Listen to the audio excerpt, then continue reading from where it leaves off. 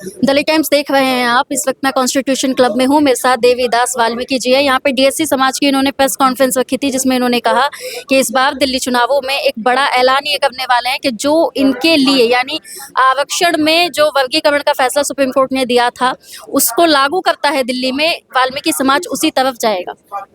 बेटे वाल्मीकि समाज नहीं बोल रहे, डीएससी समाज सर बोल आपने जितने यहाँ वक्ता है ना, अधिकतर वाल्मीकि समाज से हैं। देखिए वो हो सक नहीं, ऐसा भी नहीं है। हाँ, तो आप गिना दे जरा यहाँ पे डीएससी समाज के जो हाँ वक्ता है तो किस ये जाति के? ये जो मैडम है ये धोबी समाज से, धोबी समाज is part and parcel of DSC.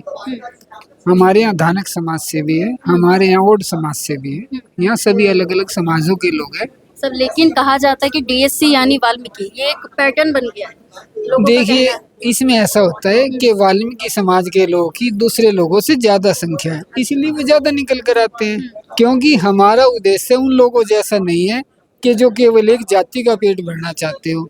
हम इस रिजर्वेशन को उन लोगों तक भी पहुंचाना चाहते हैं जो झोगी झोपड़ियों में रहते हैं, जो माइग्रेटेड पॉपुलेशन है, कभी शहर के नॉर्थ पोल पर होती है, कभी साउथ पोल पर होती है।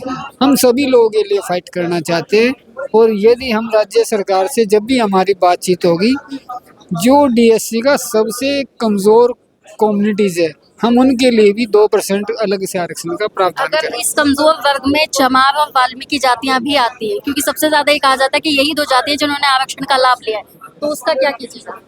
देखिए ऐसा नहीं है, अगर सभी जातियों को बराबर मिलता तो हमें कोर्ट की तरफ मूवमेंट करने की जरूरत नहीं थी।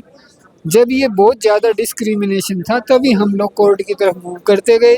और ये राजनीतिक पार्टियां, इन पार्टियों में इच्छा शक्ति नहीं होती, जिस जाति की संख्या ज़्यादा होती है वो उसी की तरफ डाइवर्ट कर जाते हैं, और जिनकी संख्या कम होती है वो उनको ओवरलुक करना शुरू कर देते आप हैं। राजनीतिक पार्टियों की बात कर रहे हैं। दिल्ली में इलेक्शन होने वाले हैं। जो वर्तमान मुख्यमंत्री हैं आतिशी, उनसे पहले जो थे केजरीवाल जी, उन्होंने जो झाड़ू का निशान लिया था ना, वो वाल्मीकि समाज से लिया था। उन्होंने कहा था कि हम मशीनें लेके आएंगे ताकि सीवरेज साफ कर सके, वाल्मीकि समाज को उसमें जाना ना पड़े, लेकिन वादे तो उन्होंने पूरे किए नहीं। देखिए मैंने आपको बड़ा स्पष्ट बोला है, जो मुख्यमंत्री, जो सुपर मुख्यमंत्री न केवल सफाई कर्मचारियों को रेगुलर करता है और न उनको ठेका प्रथा से अलग करता है, हम ऐसे व्यक्ति को अपना वोट कभी नहीं कास्ट करेंगे। हम उन लोगों को वोट कास्ट करेंगे जो हमारे हितों की रक्षा करेगा। इसमें कोई भी पार्टी हो सकती है, कांग्रेस भी हो सकती है, भारतीय जनता पार्टी भी हो सकती है, जो भी आएगा उसको हम वोट कर सकते हैं। लेकिन जिस तरीके से आप कह रहे हैं कि अरविंद केजरीवाल के सवालों पे कि उन्होंने नहीं किया ये काम, तो क्या वाल्मीकि समाज जो दिल्ली का है वो उनसे नाखुश है? देखिए निश्चित तौर पे नाखुश है, क्योंकि मैं सफाई कर्मचारियों के कई नुमाइंदों से मिला था। एक बड़ा चेहरा सफाई कर्मचारियों का आने वाला था, मगर उनके परिवार में कोई प्रॉब्लम हो गई जिस वजह से वो नहीं आए। जो एमसीडी को देखते हैं, कई बार ऐसी प्रॉब्लम हो जाती है, नहीं आए, और वो 2 तारीख को सभी इस मंच पर आपको दिखाई देंगे। अच्छा, 2 तारीख का जो आंदोलन जिसकी आप बात कर रहे हैं, उन पे क्या उस वक्त क्या-क्या मुद्दे आप रखिए, क्योंकि जस्ट 3 दिन बाद चुनाव होगा। देखिए हमारा टॉपिक बड़ा सरल है और स्पष्ट है। हम इन नेताओं से जो हमारा वोट लेकर सत्ता पर काबिज हो जाते हैं और फिर ये पैसे वाले लोगों को देखना स्टार्ट कर देते हैं और बड़ी जातियों को तवज्जो देते हैं, हमें इस तरह के लोगों से बचना पड़ेगा। कोई भी पार्टी, कोई भी पार्टी, क्योंकि देखो बाबा साहब अम्बेडकर ने जो आरक्षण डिजाइन किया था वो किसी जाति विशेष के लिए नहीं किया था।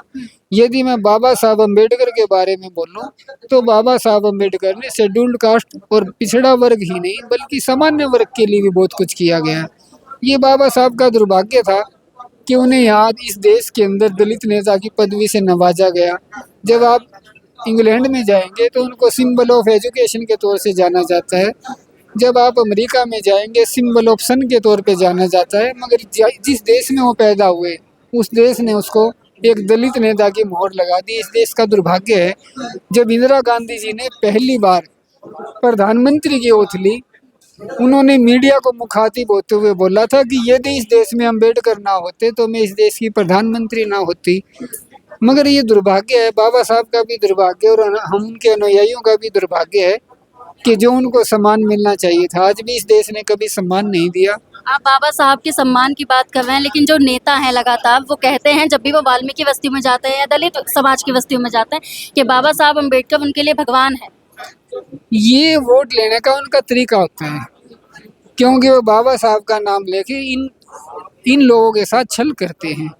जो भी हमारे ही समाजों के लोग जो पार्टियों में काम करते हैं, चाहे वो भारतीय जनता पार्टी में काम करते हो, चाहे कांग्रेस में काम करते हो, जब संसद के अंदर बाबा साहब के अपमान की बात आती है तो वो 105 सांसद चुप्पी धारण कर लेते हैं, फिर उनकी जबान बंद हो जाती है, फिर वो पार्टी गाइडलाइन से बन जाते हैं। उन्होंने बाबा साहब या समाज के अपमान से कोई लेना देना नहीं है। अच्छा सब आखिरी सवाल आपका, दिल्ली में वाल्मीकि समाज जो है और जो वोटिंग करता है उसकी संख्या बहुत ज्यादा है, तो इस बार आपको क्या लगता है कि वाल्मीकि समाज इस बार जो वोट करेगा वो क्या सोच के करेगा और किस मुद्दे पे करेगा? इस बार ये समाज पूरी तरह से अपने हितों को ध्यान में रख के वोट करेगा। देखिए जो पार्टी के डेडिकेटेड वर्कर है, चाहे वो भारतीय जनता पार्टी को या आम आदमी पार्टी को, वो अपने पार्टी के नेताओं से बंधे होते हैं, उन लोगों ने अपने लिए काम करना है। मगर जो समाज का आम व्यक्ति है वो पहली बार अपने हितों के लिए संघर्ष करता हुआ 2 तारीख को आपको स्पष्ट नजर आएगा।